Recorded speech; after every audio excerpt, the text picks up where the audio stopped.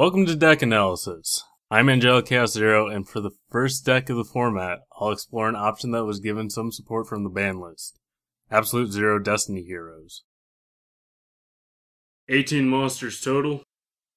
1 Caius, 1 Cloudian Poison Cloud, the Father, Debris Dragon, Destiny Hero Diamond Dude, Destiny Hero Doomlord, Double Malicious, Elemental Hero Stratos, Gorz, Plaguespreader Zombie, Sangan, Triple Snowman Eater, and Triple Tour Guide. 17 spell cards total.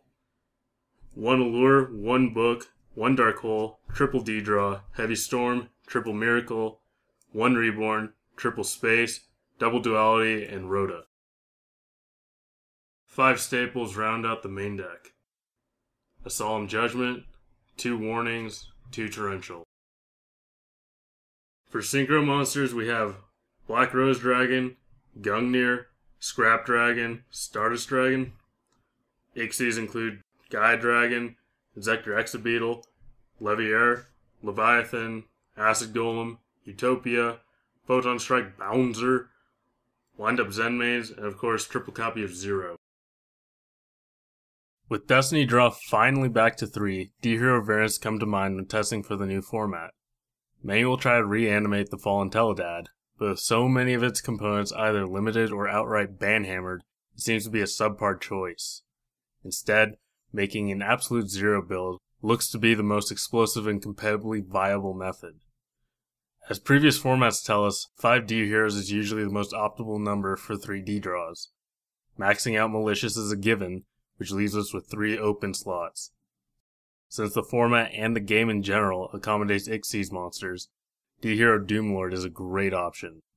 Aside from being D-Draw fodder, his effect can be very useful to check Ixies monsters. With the vast majority of Ixies monsters needing materials to use their effects, we can essentially neutralize an entire card type. Doomlord's stats leave a lot to be desired, so 2 copies and another D-Hero would add further versatility to our monster lineup, while making our draw power alive. Slim pickings among the D-Hero monsters, but D-Hero Diamond Dude is the next best pick.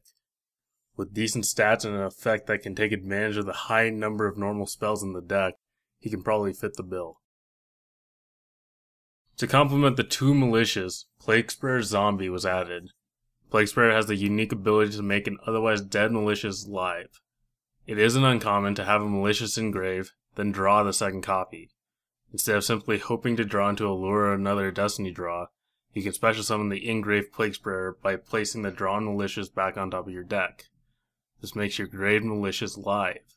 Remove it and special the suddenly decked counterpart to the field. You now have the materials for a level 8 Synchro, which is a far better outcome than having a dead card in hand. In the case of Zero specifically, we're going to need some water attribute monsters. Deep Sea Diva is the traditional choice, but it can be walled by cards such as Thunder King Ryo, Effect Veiler, or Max C. Diva can also end up dead in hand if you draw into Sea Serpent she intends to summon, which is a fairly realistic concern in a deck that has as much draw power as we're packing. To alleviate these issues, Snowman Eater was chosen instead. Its 1900 defense can trade very well with TKR. It isn't susceptible to hand traps like Veiler and Sea, and is a water attribute that we need. We can also abuse his zero attack later on.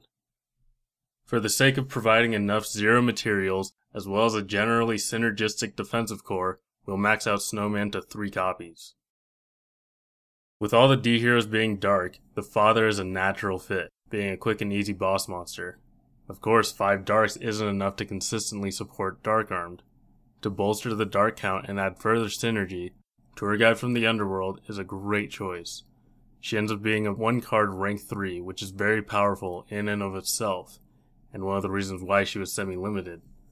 The real kicker is the rank 3 options available. Number 17, Leviathan Dragon, and number 30, Acid Golem of Destruction, are both very strong water attribute beat sticks, which boosts Absolute Zero's attack and can become fusion materials for Zero once they are destroyed. And Leviair the Sea Dragon can special summon any banished level 4 or lower monster, which has synergy with Allure and Miracle Fusion. Additionally, Wind Up Zen Mains can slow down the tempo of the duel, giving you some extra turns to draw outs if your opponent is outpacing you. Tour Guide is usually accompanied by Sangan, and our lineup is no different. We did lose a copy of Tour Guide to the ban list, and because Tour Guide has so much synergy with our deck, it would be wise to have a secondary monster to summon with her. Some of the choices for this slot are Tour Bus from the Underworld, Night Assailant, Dark Mimic level 3, and Fabled Kushano, among others. None of these choices are remarkable. Tour Bus, in fact, is probably counterproductive. Instead, synergy. Cloudian Poison Cloud. At first glance, both his effect and stats seem rather underwhelming. However, his typing, attribute level, and even his piddling attack are exactly what we need. Being a level 3 fiend makes him tutorable via Tour Guide, and his water attribute enables Miracle Fusion plays. This is huge. Tour Guide plus Miracle Fusion can put 5500 attack on board if you have a hero monster in the grave. Earlier, I mentioned both Poison Cloud and Snowman Eater's 0 attack being useful. Debris Dragon, in conjunction with these cards, enables explosive 1-card level 7 synchros, namely Black Rose Dragon, and most importantly, Gungir, Dragon of the Ice Barrier. With Gungir access, we have a similar setup to Tour Guide plus Miracle. Debris Dragon plus Miracle, if your grave contains an appropriate debris target and a hero, gives us the same 5500 damage with the added benefit of being able to clear 2 cards off the board. Debris' bulky 2000 defense stat allows you to set him in a pinch, walling the majority of level 4s in the meta. Since Debris himself is a 4-star, you can occasionally go for rank 4s with Diamond Dude or Stratos if an aggressive push needs to be made. We only have 4 viable targets for Debris, all of which are Miracle Fusion fodder, so a single copy would probably work the best and minimize the chances of Debris being dead. Finally, I've chosen to add Caius the Shadow Monarch as of one of. In addition to arguably being the best Monarch in the game, he gives Malicious an auxiliary purpose and enables interesting tricks with absolute 0. Caius is also very good spot removal, disposing of a variety of threats ranging from a monster walling you to certain problematic back row. Caius is also a 6-star monster, which opens up the possibility of rank 6 Xyz plays with Malicious. Even so, 1 copy should work the best, taking into account that decent tribute fodder will usually be in short supply. With the main deck roughly configured, we'll start sorting out the extra deck. Zeros are a given at this point, as well as Black Rose and Gungir to give Debris Dragon appropriate synchros to go into. Since we run Tour Guides, Leviathan, Leviair, Acid Golem, and Zenmains go in.